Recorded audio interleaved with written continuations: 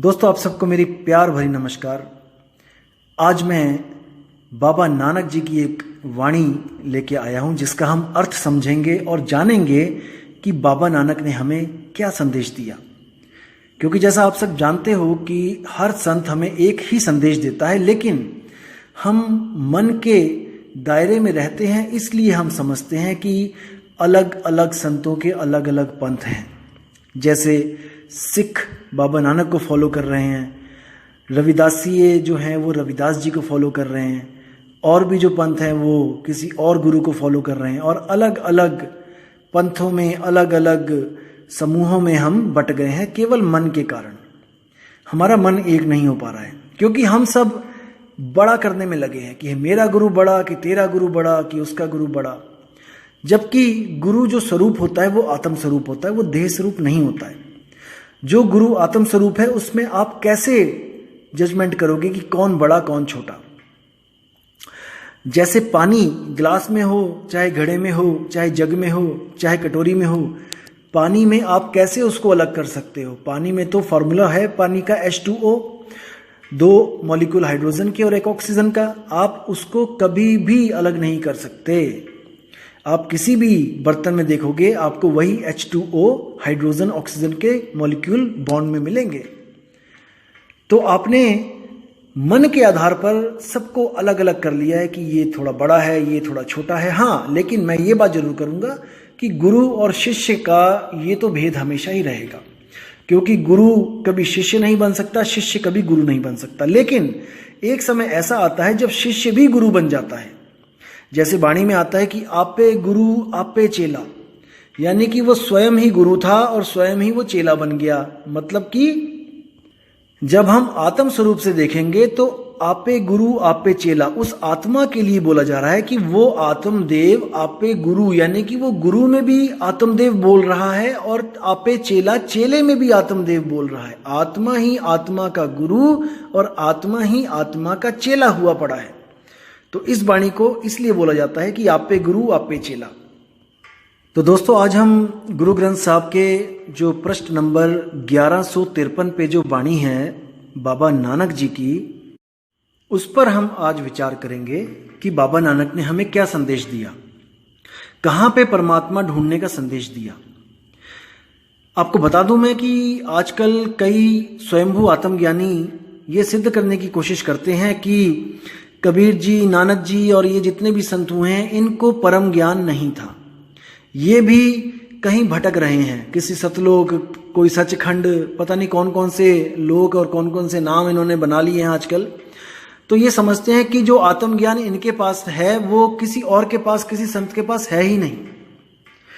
तो देखिए बाबा नानक की जो वाणी है इसकी पहली लाइन क्या बोलती है, आत्म मही राम, राम मही आत्म, चीनस गुरु बिचारा। अब देखिए क्या बोल रही है वाणी कि आत्म मही राम, कि मेरी आत्मा में ही राम यानी परमात्मा बसा हुआ है, कि अगर कुछ पूजने योग्य है इस दुनिया में तो वो आत्मा ही है, क्योंकि आत्मा में ही मेरा राम बसा हुआ है। आत्म ही राम, राम ही आत्म, और मेरे राम में मेरी आत्मा बसी हुई है। बहुत गुप्त भेद है दोस्तों ये।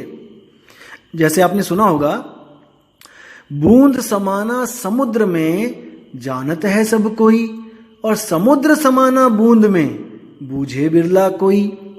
सेम वाणी यहां पर बाबा नानक के द्वारा बोली जा रही है। राम यानी समुद्र, आत्म यानी कि बूंद।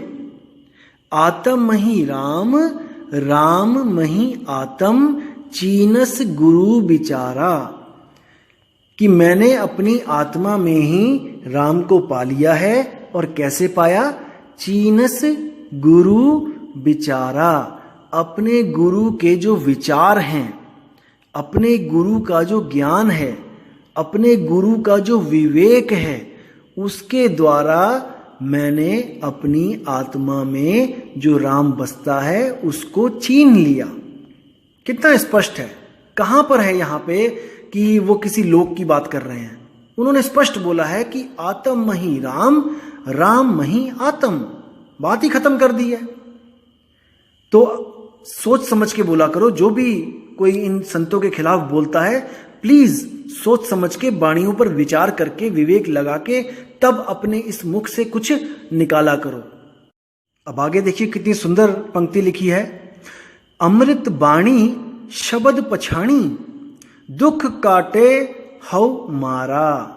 देखिए कितना सुंदर शब्द है कि अमृत बाणी।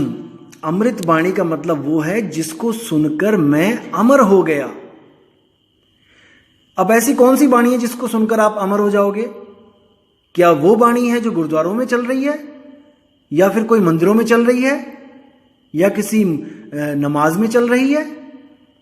नहीं, क्योंकि ये जितने भी मंदिर मस्जिद गुरुद्वारों में चल रही है, ये 52 अक्षरों वाली बाणी है, ये बोलने वाली बाणी है, लिखने वाली बाणी है, पढ़ने वाली बाणी है।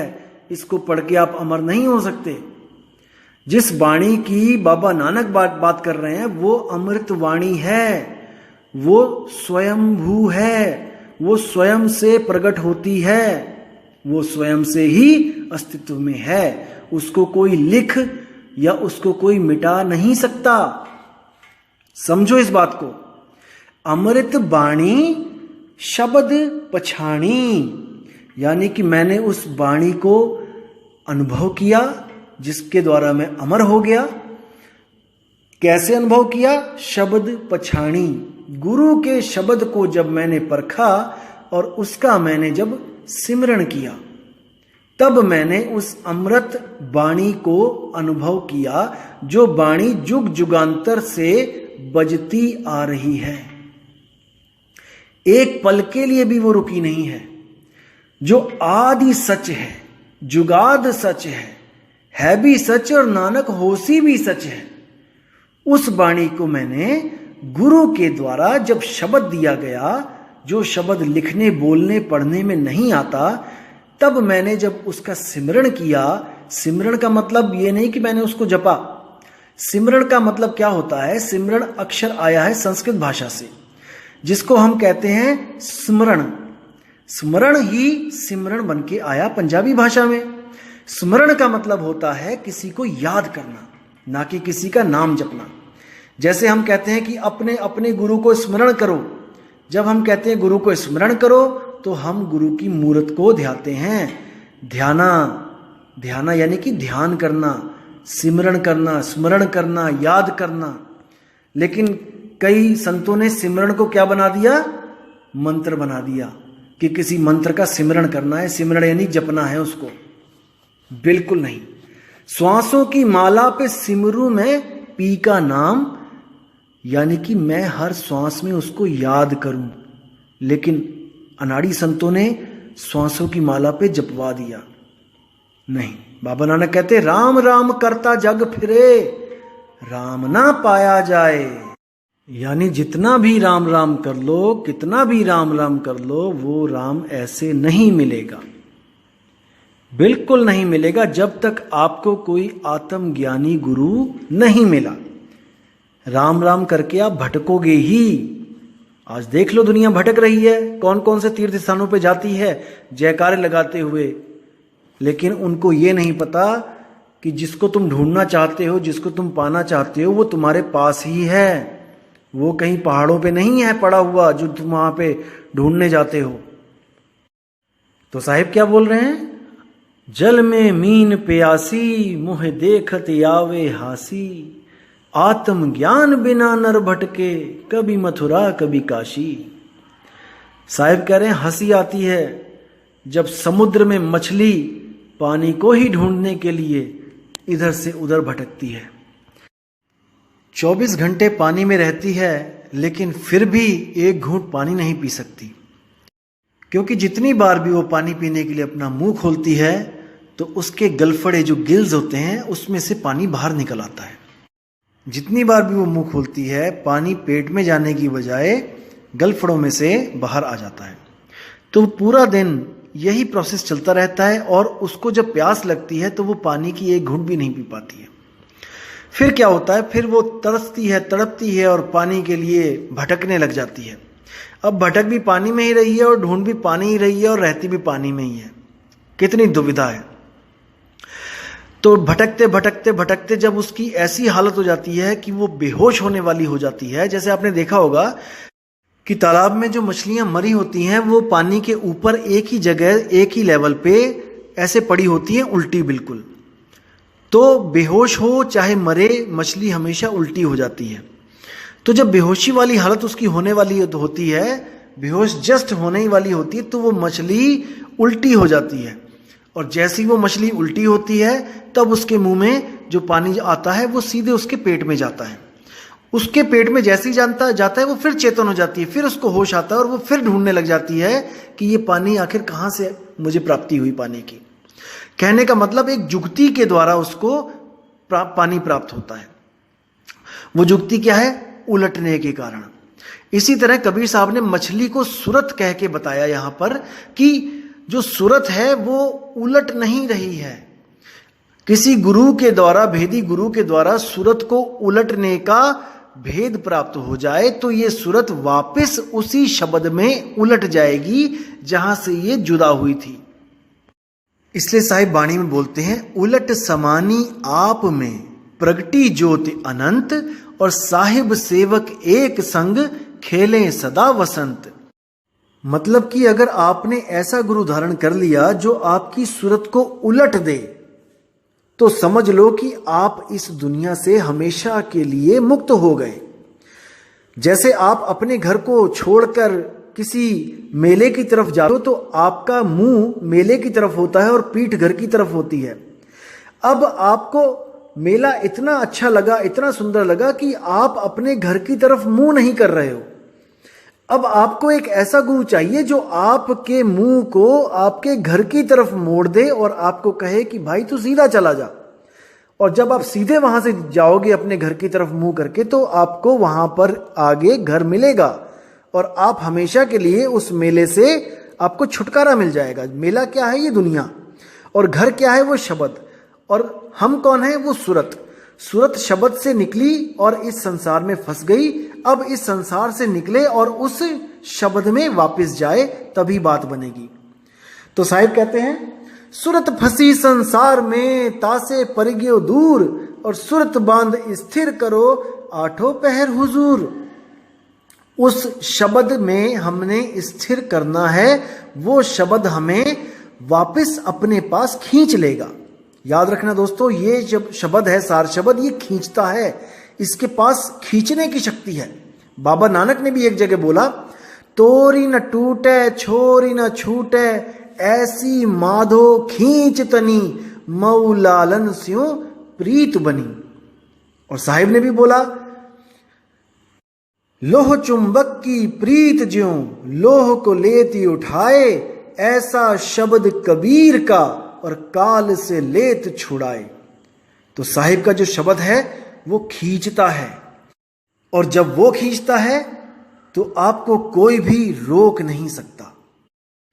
आगे नानक साहब कहते हैं, नानक हऊ में रोग बुरे, जह देखा तह एका वेदन, आपे खसमे शब्द तुरे।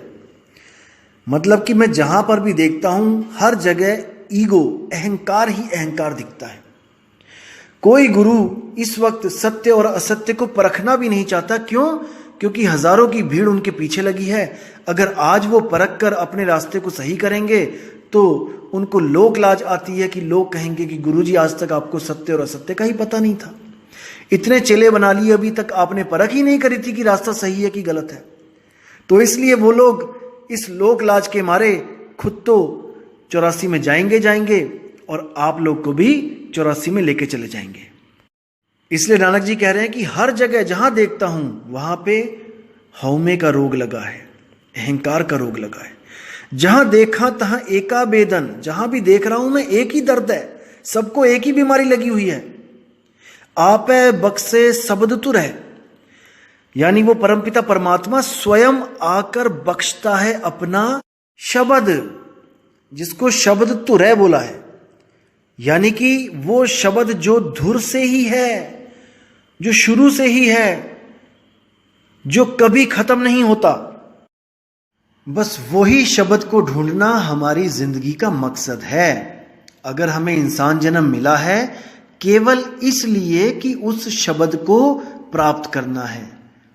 वरना ये मकान, दुकान, ये घर, ये बार, ये संपत्ति, सारी उम्र इकट्ठी कर लेना, एक क्षण में आपको इससे अलग कर दिया जाएगा, जैसे दूध में से मक्खी निकाली जाती है।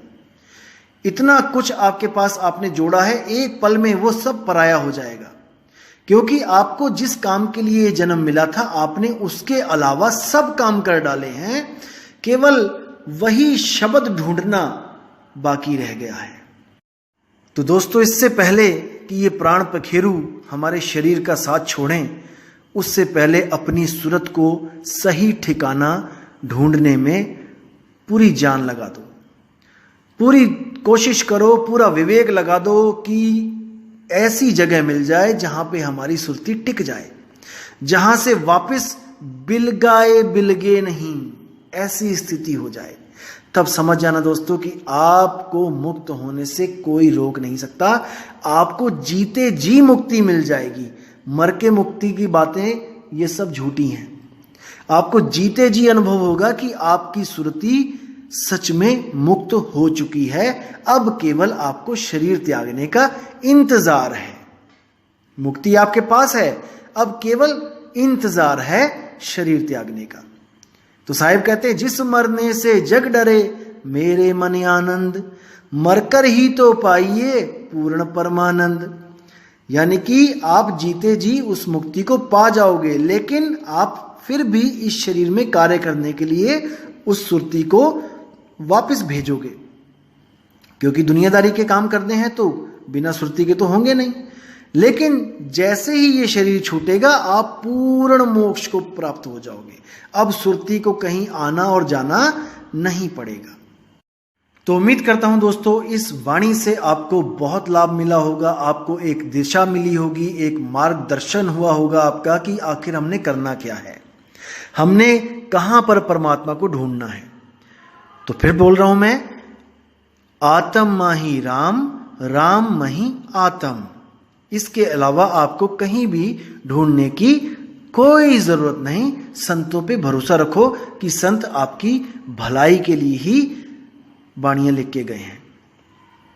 तो दोस्तों, विराम लगाऊंगा और उम्मीद करूंगा कि आपको ये ऑडियो पसंद भी आया होगा और आप अपने चाहने वालों को ये ऑडियो शेयर भी कर सकते हैं, ताकि किसी का कल्याण हो सके, कोई खोजी आत्मा को सही रास्ता मिल सके। तो अब आप लोग से विदा चाहूंगा दोस्तों। आपका दिन बहुत बहुत मंगलमय हो और आप अपने सारे कार्यों को सफल करें। जय गुरु वैराग साहिब, जय गुरु मदन साहिब, जय जय सतगुरु सत्य कबीर साहिब की जय हो। साहिब बंदगी।